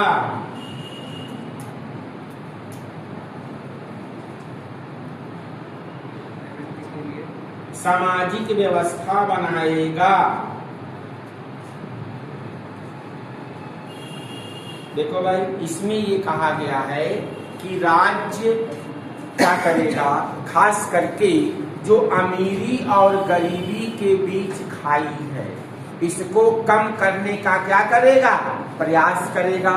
और जो आपके संस्थान हैं, चाहे एजुकेशनल हो, चाहे मेडिकल हो, चाहे कोई भी भारत सरकार का कोई रिसर्च सेंटर हो या कोई कृषि वैज्ञानिक सेंटर हो, जितने भी आपके संस्थाएं हैं, ये संस्थाएं लोक कल्याण के लिए क्या करेंगे, काम करेंगे। और आय की असमानताओं को, अमीरी गरीबी की जो खाई है उसको कम करने का राज्य क्या करेगी, प्रयास करेगी। तो लिख लीजिए, राज्य आय, इसमें गैस करके लिखिए, राज्य आय की असमानताओं को, राज्य आय की असमानताओं को कम करने का प्रयास करेगी। आय की असमानताओं को कम करने का प्रयास करेगी और लोक कल्याण की अभिवृद्धि करेगी, और लोक कल्याण की अभिवृद्धि करने का प्रयास करेगी कि आपका जीवन स्तर अच्छा हो, जो इंस्टीट्यूशंस हैं वो आपके भले के लिए काम करें, अमीरी गरीबी की खाई क्या हो, कम। सर हाँ यार हम तो भूल जाते हैं बोलने के बाद, अगल बगल भी नहीं लिखे हैं। चलो बोलो भाई क्या लिखवाए हैं, बोलो बेटा। आप भी नहीं लिख पाए हो। राज्य असमानताओं को कम करने का प्रयास करेगी और लोक कल्याण की अभिवृद्धि का प्रयास करेगी। अब लिखो आर्टिकल 39। इसमें दो इंपॉर्टेंट हैं, एक 39D वेरी इंपॉर्टेंट, जो आपके एग्जाम में ज्यादा पूछा जाता है। अनुच्छेद 39, पहले लिखिए अनुच्छेद 39, आर्टिकल 39। इसमें लिख लो कि बताते हैं, लिखो एक लाइन। राज्य द्वारा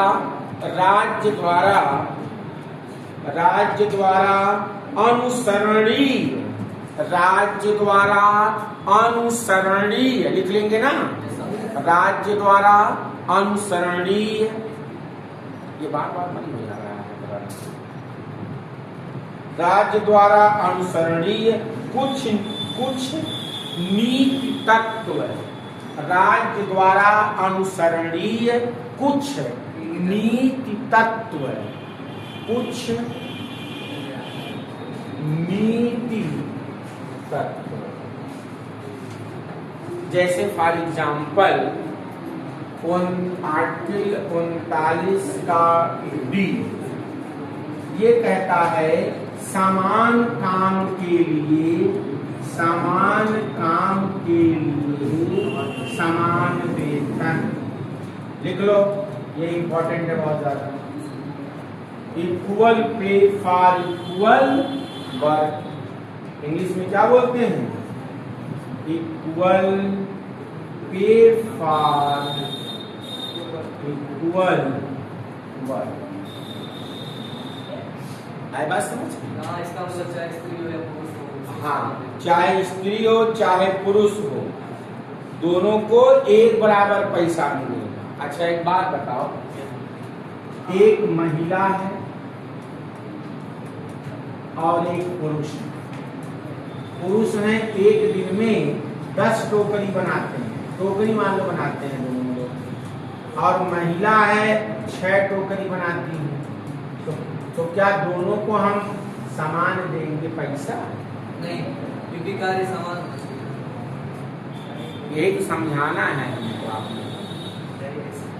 क्यों भाई, समझाओ जरा इसको। 10 एक पुरुष है 10 बनाता है टोकरी, महिला है 6।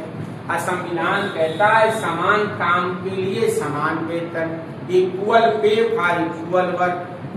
तो काम पूरा समान है तो वेतन समान मिलेगा। वर्क ऑफ नेचर सेम होना चाहिए, अमाउंट ऑफ वर्क नहीं सेम होना चाहिए। क्या होना चाहिए? कार्य की जो प्रकृति है, कार्य की प्रकृति यानी कि वर्क ऑफ नेचर सेम होना चाहिए, ना कि अमाउंट ऑफ वर्क।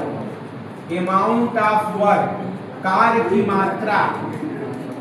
की मात्रा बराबर हो या ना हो, इससे मतलब नहीं है। दोनों का वर्क ऑफ नेचर सेम होना चाहिए। ये बताइए, जैसे बहुत सारे मास्टरों से आप लोग पढ़ेंगे, इंटर कॉलेज हाई स्कूल या कोचिंग में कहेंगे, सबको वेतन बराबर मिलता है, तो क्या सभी लोग एक जैसा ही पढ़ाते हैं? बोलो। सरकारी में देखो, कुछ लोग होते हैं खाली नाम के होते हैं, कोई काम नहीं करते हैं, वेतन बराबर लेते हैं। मान लो 2 बाबू हैं, एक दिन भर मेहनत करता है, खाली घूम घूम के नेतागिरी करता है, वेतन दोनों को देखो। इसके अंतर्गत बेटा वर्क ऑफ नेचर सेम होना चाहिए, अमाउंट ऑफ वर्क सेम हो या ना हो, कम ज्यादा वो हो सकता है। अगर एक पुरुष है और एक महिला है, दोनों प्रोफेसर हैं, दोनों की पोस्टिंग एक साथ हुई तो वेतन बराबर मिलेगा। आई बात समझ में? चाहे कोई खराब पढ़ाए चाहे कोई अच्छा। बात समझ में आया? यहाँ पे अमाउंट ऑफ वर्क नहीं देखा जाता है, वर्क ऑफ नेचर एक जैसा होना चाहिए। जैसे दोनों सिपाही हैं, महिला भी सिपाही पुरुष भी सिपाही। अब महिला की सिपाही की ड्यूटी रात में नहीं लगती है, पुरुष की लगती है। अब पुरुष कहें हम ही क्यों ड्यूटी करें, वो क्यों नहीं कर रही है? हाँ, हम ही क्यों जाए रात में जो है गश्त पे, वो क्यों नहीं जा रही है? तो ये कुछ चीजें हैं रखी गई है संविधान में कि वर्क ऑफ नेचर से होना चाहिए, अमाउंट ऑफ वर्क से मतलब नहीं। आई बात समझ में? तो समान काम समान वेतन। इसमें और भी प्रावधान है जो आपके एग्जाम के लिए बहुत इंपॉर्टेंट नहीं है। अब लिखिए इसका 39A, अगर लिखिए अनुच्छेद 39A, इसको डालिए हेडिंग निःशुल्क विधिक सहायता। लिखिए लिखो समान न्याय, लिखो चल आर्टिकल 39A लिखो बेटा, लिखो समान न्याय और निःशुल्क विधिक सहायता। समान न्याय क्या लिखेंगे? समान न्याय एवं निःशुल्क विधिक सहायता।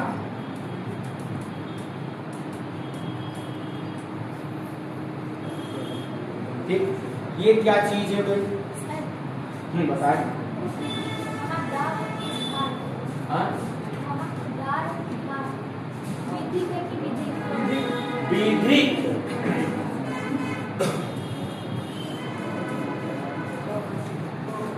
कैसे कबूतर है?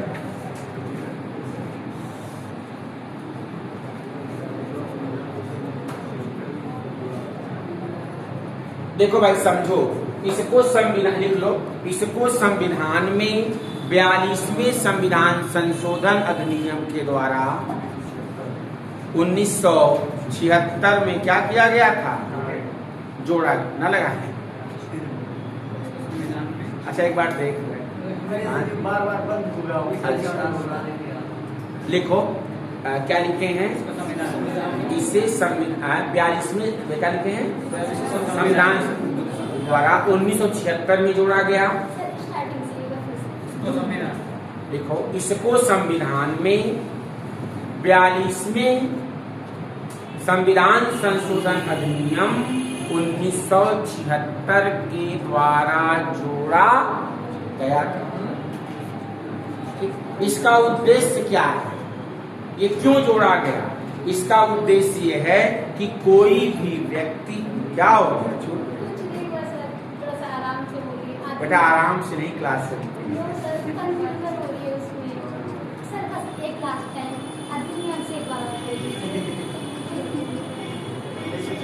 इसे संविधान में 42वें संविधान संशोधन अधिनियम के द्वारा जोड़ा गया था। चिंता मत करो, ग्रुप में जुड़ी हो तो उस ग्रुप में सारे मटेरियल डाल दिए गए हैं।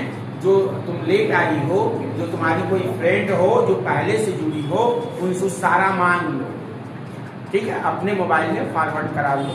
सारा का सारा मैंने लिख करके PDF दे दिया है, तो इसलिए ज्यादा लिखने के चक्कर में ना रहो। वो पका पकाया लिख के रखा है, खाली छापना है, ठीक है? वो छाप लेना। देखो भाई सुनो, ये प्रावधान क्यों जोड़ा गया कि कोई भी व्यक्ति गरीबी के कारण न्याय से वंचित ना हो, यानी कि न्याय सबको मिले। तो अगर कोई व्यक्ति अपने वकील की फीस देने में क्या हो, सक्षम ना हो, तो सरकार उसे क्या कर देती है? अपना वकील दे देती है। भले मुकदमा हार जाए, बात अलग है, सरकारी वाले बिक जाते हैं पैसे पर, वो अलग चीज है। लेकिन कोई भी व्यक्ति पैसे के अभाव में न्याय से वंचित ना हो, इसलिए सरकार ने ये प्रावधान, संसद ने ये प्रावधान संविधान में जोड़ दिया। आई बात समझ में? यानी कि न्याय सबको मिलना चाहिए। तो जो गरीब हैं, जो अपनी फीस को अफोर्ड नहीं कर सकते हैं, सरकार उन्हें क्या कर देती है? अलग से वकील के लिए व्यवस्था कर देती है। वो चुनाव इलेक्शन लड़ता है, लेकिन इलेक्शन केस लड़ता है, लेकिन बाद में हरवाता पड़ता है क्योंकि अगली पार्टी खरीद लेती है उसे, ठीक है? 99% केस में यही होता है। समझ गए? इसका मतलब क्या है? फ्री लीगल एड का मतलब आपके एग्जाम में पूछा जाएगा, निःशुल्क विधिक सहायता किस अनुच्छेद में है? क्या बताएंगे? 39A में है। किस अमेंडमेंट द्वारा जोड़ा गया? तो 42 में। बस इतना आप जान ले, आपके लिए पर्याप्त है, इससे जानने की जरूरत नहीं। अगला लिखिए अनुच्छेद 40, ग्राम पंचायतों का संगठन। चलो भाई लिखो फटाफट लिखो, ग्राम पंचायतों का संगठन। ये इंपॉर्टेंट है, बहुत पूछता है एग्जाम, पूछता ही नहीं है, बहुत पूछता है। लिखो राज्य ग्राम पंचायतों का, लिखो राज्य ग्राम पंचायतों का संगठन करने के लिए, राज्य ग्राम पंचायतों का संगठन करने के लिए कदम उठाएगी या उठाएगा, संगठन करने के लिए कदम उठाएगा और उनको ऐसी शक्तियां और प्राधिकार और उनको ऐसी शक्तियां और प्राधिकार प्रदान करेगा, शक्तियां और प्राधिकार प्रदान करेगा जो उन्हें स्वायत्त शासन की, जो उन्हें स्वायत्त शासन की इकाई के रूप में, जो उन्हें स्वायत्त शासन की इकाई के रूप में कार्य करने के लिए, इकाई के रूप में कार्य करने के लिए योग्य बनाए, कार्य करने के लिए योग्य बनाए। इसका मतलब क्या होगा कि राज्य की ये ड्यूटी है, काम करने के लिए योग्य बनाए। लिख लिया। अब देखो इसमें कहा गया है कि ये राज्य की ड्यूटी है कि वह क्या करे, ग्राम पंचायतों का ऑर्गेनाइजेशन या संगठन बनाए और इनको आवश्यक संसाधन मतलब पैसा दे। क्या दे? पैसा दे, कि जिससे ग्राम पंचायतें एक स्वायत्त संस्था के रूप में, ऑटोनॉमस बॉडी के रूप में काम कर सके। इनको आवश्यक पैसा और प्राधिकार प्रोवाइड करे कि जिससे यह एक ऑटोनॉमस बॉडी के रूप में काम करे। लेकिन यह प्रावधान सिर्फ कहा गया, यह राज्यों ने लागू नहीं किया। क्यों नहीं लागू किया? क्योंकि यह डीपीएसपी के अंतर्गत था। डीपीएसपी के प्रावधान को सरकार लागू करे या ना करे, उसके लिए कोई बाध्यता नहीं थी। ठीक है, बाकी चीजें लोकल गवर्नमेंट में इसमें डिटेल में आपको पढ़ाया जाएगा। किसमें?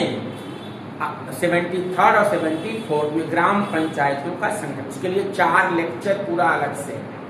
आई बात समझ में? वो आपके खाते में 2 लेक्चर आएगा, बस उसकी आधा है। इसका डिटेल किसमें पढ़ाया जाएगा? 73 और 74 अमेंडमेंट के अंतर्गत। इतना आप जान लीजिए कि राज्य की ड्यूटी है, क्या करेगा, ग्राम पंचायतों को बनाएगा और उनको आवश्यक संसाधन और प्राधिकार देगा कि जिससे वह स्वतंत्र रूप से काम कर सके। आई बात समझ में? इतनी सी बात कही गई है। ये विचारधारा गांधी जी की थी। किसकी थी? गांधी जी की। अब देखिए आर्टिकल 41 लिखो। आर्टिकल 41 कुछ दशाओं में काम पाने, लिखो भाई, कुछ दशाओं में काम पाने, शिक्षा और लोक सहायता पाने का अधिकार। कुछ दशाओं में काम, शिक्षा और लोक सहायता पाने का अधिकार। ठीक है भाई, थोड़ा सा 2 लाइन लिख लीजिए। राज्य अपने आर्थिक सामर्थ्य और विकास की सीमाओं के भीतर, राज्य अपने आर्थिक सामर्थ्य और विकास की सीमाओं के भीतर रहते हुए आर्थिक सामर्थ्य और विकास की सीमाओं के भीतर काम पाने, शिक्षा पाने, बेकारी, बुढ़ापा, बीमारी, काम पाने, शिक्षा पाने, बेकारी, बुढ़ापा, बीमारी आदि दशाओं में लोक सहायता, आदि दशाओं में लोक सहायता का उपबंध करेगी। आदि दशाओं में लोक सहायता का उपबंध करेगी। अगर कोई बेरोजगार है तो बेरोजगारी भत्ता एक बार सरकार दे रही थी। मुलायम सिंह आए थे, मुख्यमंत्री बने थे, 500 रुपया महीना सरकारी मिल रहा था। अगर आप कमजोर हैं, 60 साल के हैं, 60 साल पेंशन जानते हैं, वो इसी में मिलता है, 60 साल पेंशन। ठीक है, और मनरेगा, ये सब इसी में आते हैं। काम पाने का अधिकार, शिक्षा पाने का अधिकार, बुढ़ापा पेंशन, 60 साला विकलांगता पेंशन, ये सारी चीजें इसी आर्टिकल के अंतर्गत आती हैं। तो राज्य का यह कर्तव्य है कि वो अपनी विकास की सीमाओं और सामर्थ्य में रहते हुए जनता को क्या दे, दवा की व्यवस्था करें, ठीक, उनके लिए रोजगार की व्यवस्था करें, 60 साला पेंशन की व्यवस्था करें, विकलांगता पेंशन की व्यवस्था करें। आई बात समझ में? ये सारी चीजें इसी के अंतर्गत आती हैं। अगला लिखिए आर्टिकल 42। आर्टिकल 42 लिखिए, देखो काम की न्याय संगत, देखो जल्दी जल्दी देखो, काम की न्याय संगत, काम की न्याय संगत और मनोचित, काम की न्याय संगत, काम की न्याय संगत एवं और मनोचित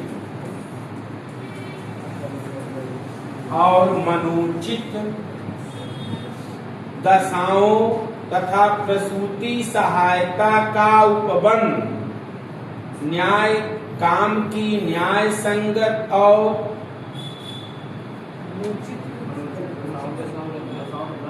मनोचित दशाओं का तथा प्रसूति सहायता का उपबंध। देखो यार ये गलत है,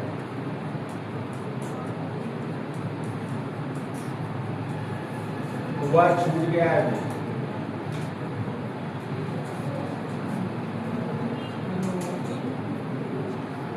इसको ऐसे लिखो,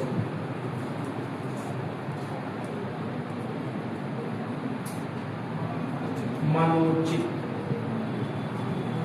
अब देखो जहां पे आप काम करें, जहां पे वर्क करें, वह वर्क प्लेस काम करने के योग्य हो। जैसे जहां पे महिलाएं काम करें और पुरुष दोनों काम करें, महिलाओं के लिए अलग कॉमन रूम, अलग उनके लिए व्यवस्था, अलग उनके लिए टॉयलेट वॉशरूम, जेंट्स के लिए अलग, ठीक है, आने की राज्य ऐसी क्या करेगी, व्यवस्था करेगी। दूसरी चीज, एक चीज होती है प्रसूति सहायता। तो जो महिलाएं दो बच्चों में, जिन महिलाओं के शुरू के 2 बच्चे होते हैं, उसमें उनको क्या मिलती है, 6000 रुपए मिलता है, ठीक। और महिलाओं को अगर गवर्नमेंट जॉब में है तो उनको 6 महीने आराम से घर में बैठे पूरी सैलरी मिलेगी। आप लोग चिंता मत करो, 15 दिन आप लोगों को भी मिलता है। कितना दिन मिलता है? बीवी और बच्चों की देख रेख करने के लिए जेंट्स को 15 दिन और महिलाओं को 6 माह। आई बात समझ में? ये व्यवस्था सरकार कर रखी है। 6000 रुपए मिलता है 2 कस्टडी। क्या करें, हमको क्यों नहीं मिल रहा है? अरे आपको क्या मिलेगा यार? चलो आगे लिखो। अब आप लोग 6 महीना चाह रहे हो, क्या छोड़ेंगे? चलो 43, 42 लिखो। 42 हो गया ना, 43 लिखिए। कर्मकारों के लिए, कर्मकारों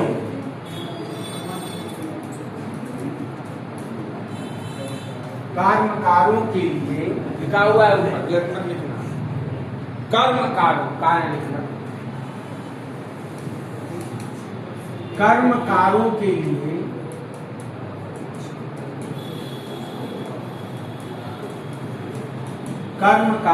लिए लिखो निर्वाह मजदूरी आदि, निर्वाह मजदूरी आदि।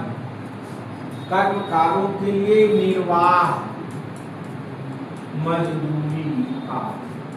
देखो सरकार ने मिनिमम वेज फिक्स रखा है।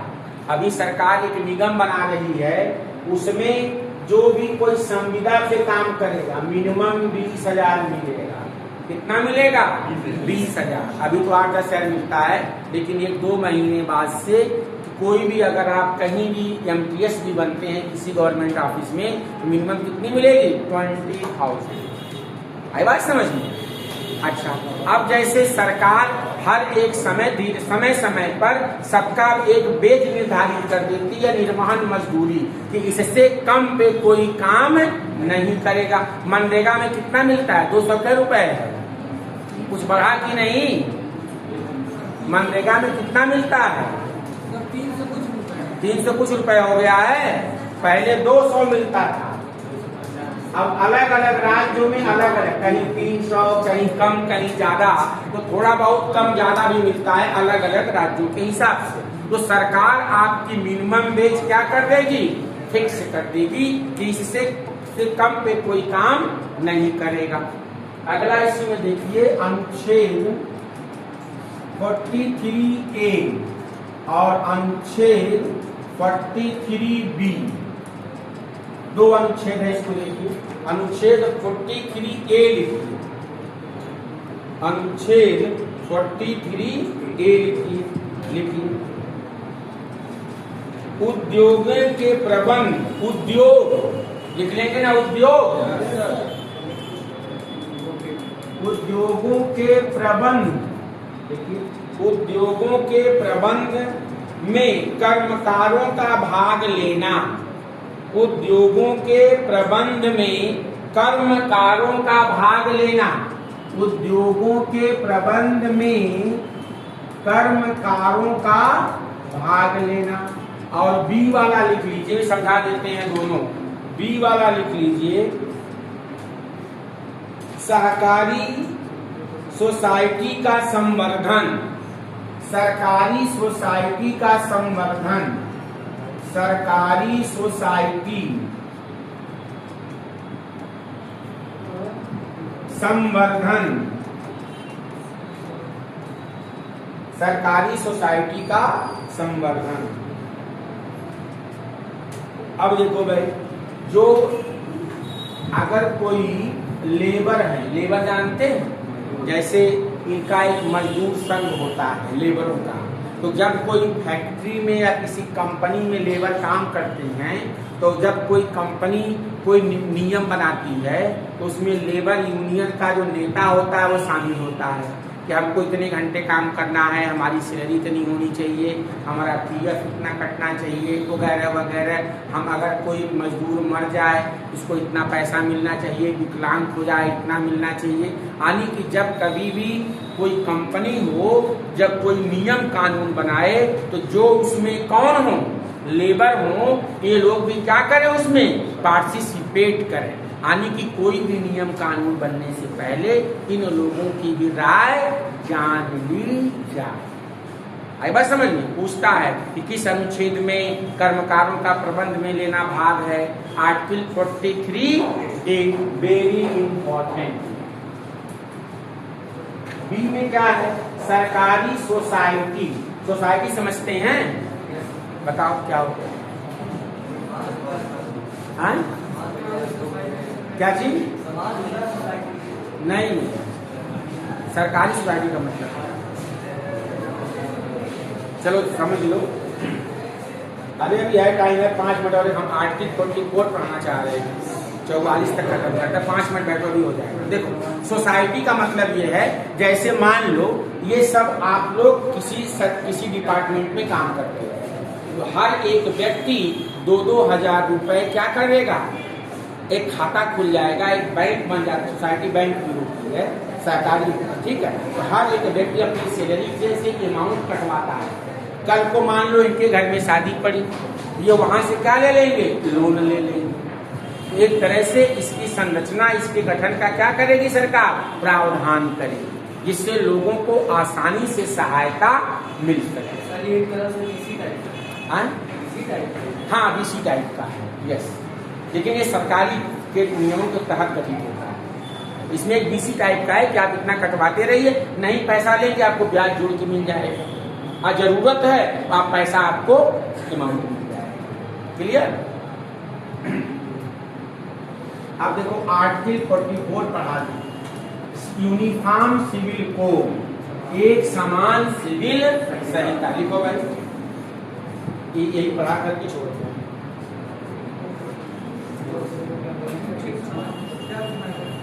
नागरिकों के लिए एक समान सिविल संहिता, नागरिकों के लिए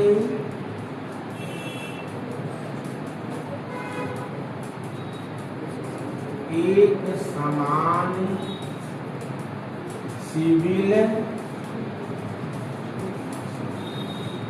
अच्छा सबसे पहले आप बताइए विवाह क्या होता है?